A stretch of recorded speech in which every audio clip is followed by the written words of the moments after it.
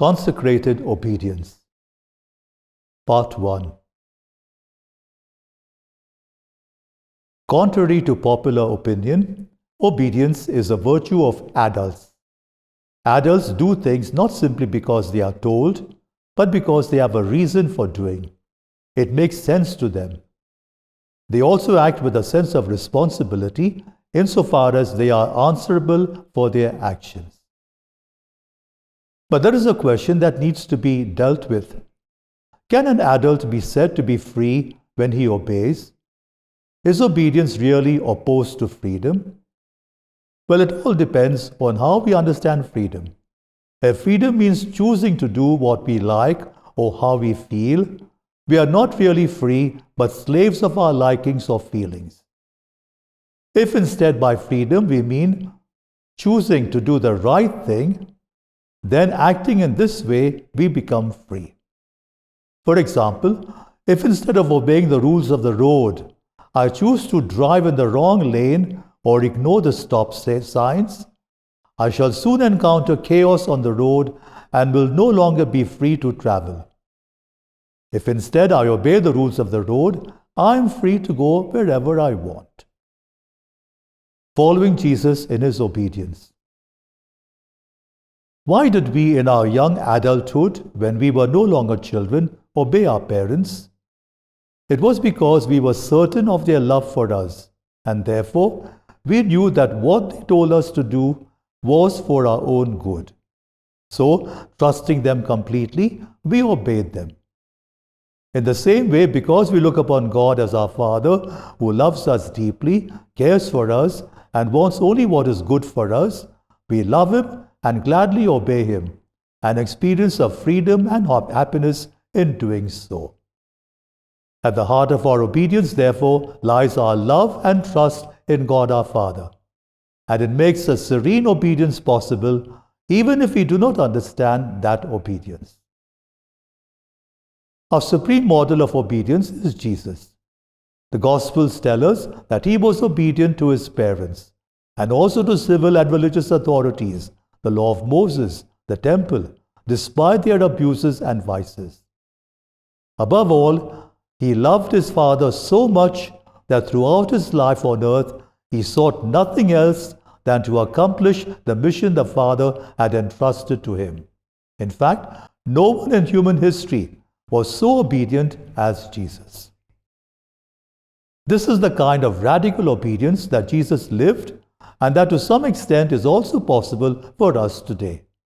We must believe in the Father's deep personal love for us and be convinced that all He wants is only our good. Then we shall place our filial love and trust in Him, putting ourselves entirely in His hands like Jesus. Obedience calls for maturity. Maturity in our obedience. At the beginning of our consecrated life, we imagine our superiors to be saints and consider their commands to be most reasonable, at least in certain circumstances. This made our obedience quite easy and happy. But with the passing of years, we gradually developed a personality of our own and came face to face with deficiencies and defects in our superiors, who were often younger than ourselves and had less knowledge and experience than we had. It was not easy to obey when we were aware of the superior's inadequacy. For example, the imprudence of the command given, the egoism behind it, or even a possible injustice. It was St. Augustine who said that by obeying the superior, the disciple is sure of doing the will of God, not because what the superior says is the will of God, but because it is the will of God that he obey the will of the superior. At such moments, then, we have to look up to the obedience of Jesus. It was the virtue He exercised most throughout His life. In fact, St. Paul best summarized Jesus' behavior by saying that He was obedient unto death, even death on the cross. It was not His death, but His obedience unto death that brought about the salvation of the world. A mature obedience requiring a spirit of initiative. Maturity in obedience also requires a spirit of initiative when obeying.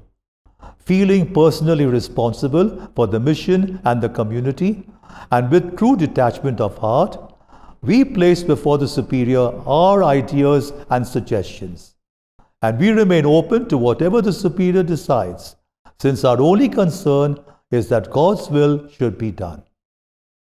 On his part, the superior sincerely welcomes the initiative of the members in offering solutions to problems and new approaches. He works with them to make the suggestions more practical and acceptable to all.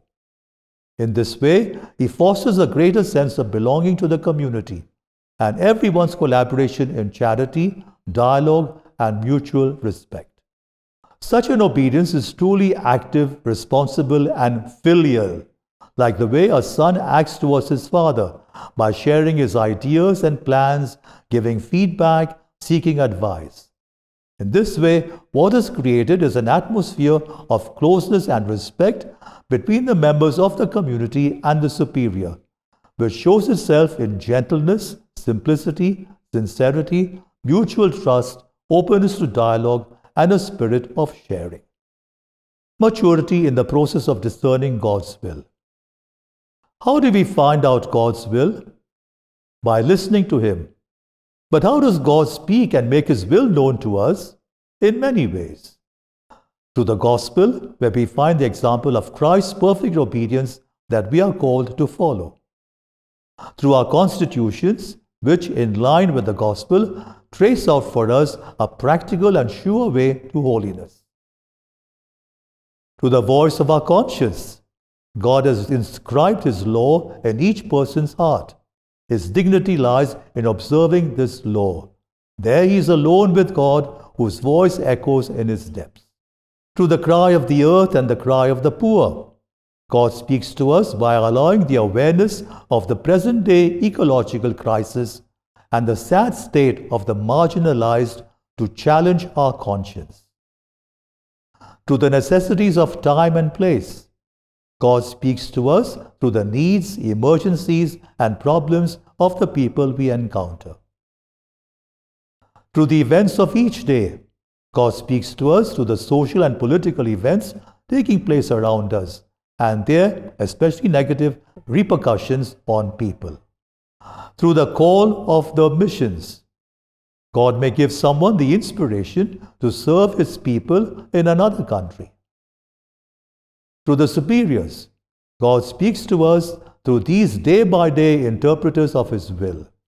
We listen to the voice of God speaking in these various ways. We engage in dialogue with the superior to discern God's will. There is another way too by which we discern God's will, namely through the community. If in the past the accent was placed on I obey, today importance is given also to we obey. If in the past the executive aspect of obedience was predominant, today the participative aspect is also underlined, which means that all of us together, the superior and the community members, each according to his role, share responsibility for discerning and implementing God's designs for us. Community discernment, therefore, is a moment of grace for the superior and the members of the community. Through the sharing of opinions, the members readily welcome each one's contribution as a help towards finding God's will together. The convergence of views helps the superior in making the decision. But even when there is no convergence, the members accept the superior's decision as the will of God. In this way, whatever is done as a fruit of a community discernment and the decision of the superior, for example, the daily timetable and the community activities, becomes an exercise of obedience to God's will. Points for reflection and sharing. Is obedience really opposed to freedom? Would it be true to say that of the three vows, the one that calls for greater maturity on the part of both the superior and the confrere is obedience? In what way?